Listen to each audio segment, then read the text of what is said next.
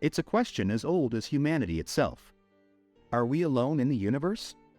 In view of the thousands upon thousands of structures that sparkle towards us in the firmament, is it even conceivable that the Earth is the only celestial body in the cosmos that is home to life? Officially, proof of extraterrestrial life is still a long way off. However, this does not mean that the existence of our extraterrestrial neighbors is categorically ruled out.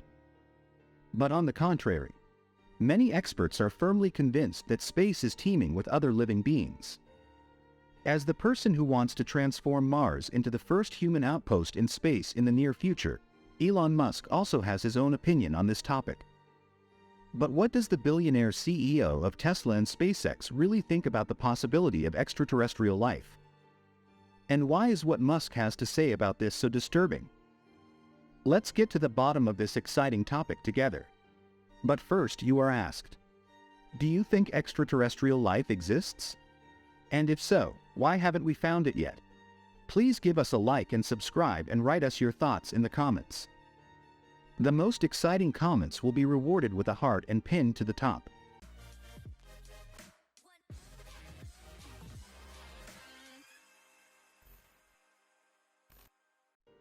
Vain search.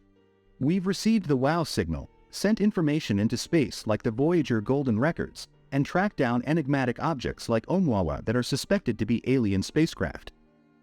And yet there is still every trace of a solid, unshakable breakthrough that can prove the existence of extraterrestrial life. And if some leading experts like Stephen Hawking have their way, we should be extremely fortunate that this is the case. But more on that later. But what does Elon Musk actually think about this topic? As is well known, the filthy rich entrepreneur has been dreaming of bringing people permanently onto the market for quite some time. If we stretch this idea further, a successful implementation could possibly lay the foundation for much larger missions. Suppose that one day in the distant future we actually manage to expand far beyond the solar system. If the propulsion technologies of the future allow interstellar travel to become a reality, and if we can reach and colonize celestial bodies that we could not even dream of at the moment, what awaits us in the vastness of space? Do we encounter only a yawning void in the alien stars and planetary systems, or perhaps flourishing civilizations far superior to ours? Well, Elon Musk's answer to that question is as succinct as it is simple. I haven't seen any evidence of aliens yet. But Musk doesn't want to make it that easy for himself. In the same breath, he mentions an apparent contradiction that has been giving researchers headaches for decades. The Fermi paradox. In Musk's words, the line of thought put forward by the Italian physicist Enrico Fermi in 1950 can be summarized as follows. If the universe really is 13.8 billion years old, where are the aliens? Shouldn't there be aliens everywhere? And if not, why not? I think Carl Sagan once said that there could either be a lot of aliens or none at all. Either would be equally terrifying. Basically, the Fermi paradox is based on the great age of the universe and its large number of stars. Given that the unfolding of terrestrial life was not an absolute exception based on extremely improbable coincidences, should our Milky Way only be teeming with extraterrestrial life forms? Should there be even a single civilization capable of interstellar colonization in our home galaxy, then our galactic neighborhood could be fully colonized within a few million years. In a nutshell, the core question of the paradox is if aliens exist, why aren't they here? The question of first contact. How would the encounter between humans and an extraterrestrial neighbor be designed in detail? In this regard, most science fiction films do not paint a particularly rosy picture. Instead of a peaceful exchange, the first contact often leads to the outbreak of brutal wars. If so, then we're in big trouble. If it is possible for you to come to us, then you are technologically vastly superior to us. Then we're done. We are as helpless as children. In detail, these statements correspond to some extent with the so-called berserk theory. This explanation of the Fermi paradox is based on the assumption that the highly developed civilizations in space are not at all interested in harmonious coexistence. But on the contrary, the superior species send artificial death probes into space to deliberately wipe out other races. In this way, potential enemies and competitors for resources are to be destroyed in order to pave the way for their own expansion. The dark forest theory takes a similar line. Fearing such devastating strikes, most extraterrestrial civilizations do everything they can to remain undetected for as long as possible. Just think of the eponymous dark forest through which dangerous predators roam. Those who camouflage themselves and keep a low profile have the best chance of survival. Possible dangers. So is it at all desirable to get in touch with our extraterrestrial contemporaries? Well, researchers like Stephen Hawking answer that question with a resounding no. The genius, who died in 2018, gave us an urgent warning to take with us. To ensure the survival of humanity, we should immediately stop actively searching for extraterrestrial civilizations.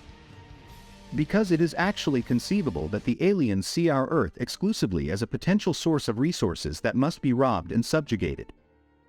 If the information we served up on a silver platter, such as the Voyager Golden Records or the Pioneer plaques, got into the possession of an aggressive species, it would be easy for them to discover our weak points and prepare for a major invasion war. Just think of the discovery of the so-called New World by Christopher Columbus and the subsequent colonization by Europeans. As is well known, this ended in a bloody catastrophe for the Native Americans. If you like, then we should hope that the aliens carry as few human characteristics as possible. A question of time? Does Elon Musk think it's possible that other intelligent life exists in the universe?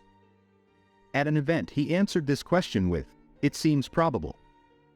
This is one of the big questions in physics and philosophy.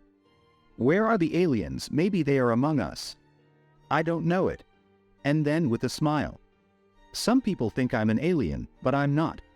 The statement Musk made when asked if first contact could take place in the next 50 years was a little less funny.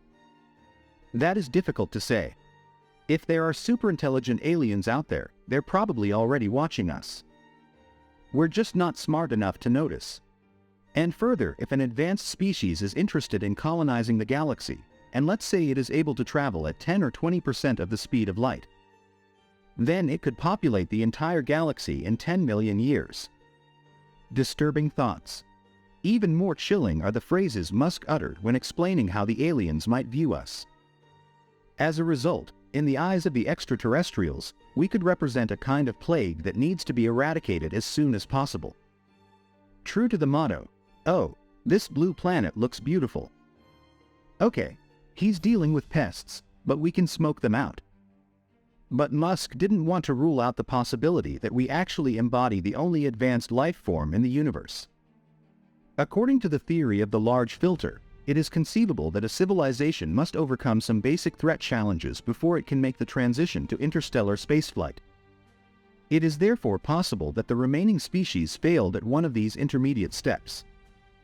An alternative holds that the technological advancement of a civilization inevitably leads to its own annihilation. In our case, self-extinction could be due to nuclear war, mutated pathogens, or an uncontrollable greenhouse effect. Lack of interest? I want to make one thing clear. To my knowledge, there is no evidence of extraterrestrial life. And if someone says, "But what about all the UFO sightings?"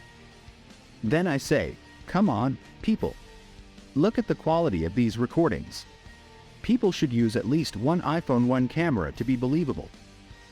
This statement by Elon Musk shows that he doesn't want to get bogged down in his views on confirmed incidents and speculation. But are the aliens even interested in contacting us? Or maybe just observing us from the dark and making sure we don't blow ourselves up is enough for them? Musk responded to these questions. They are definitely subtle. I mean, if you wanted to identify yourself, I'm sure you would have done so by now. You could just show up and say, "Hey, this is me." In any case, they behave very cautiously. Wasted time? Actually, one could think that a man who dreams of populating alien planets deals comparatively often with the alien topic. But the exact opposite is the case. According to his own statements, Elon Musk doesn't really deal with the question of extraterrestrial life at all. What's more, in view of the lack of success, he even considers such projects as a kind of waste of time. His verdict on the parascientific field of pre-astronautics is even more devastating. Archaeologists study the whole world.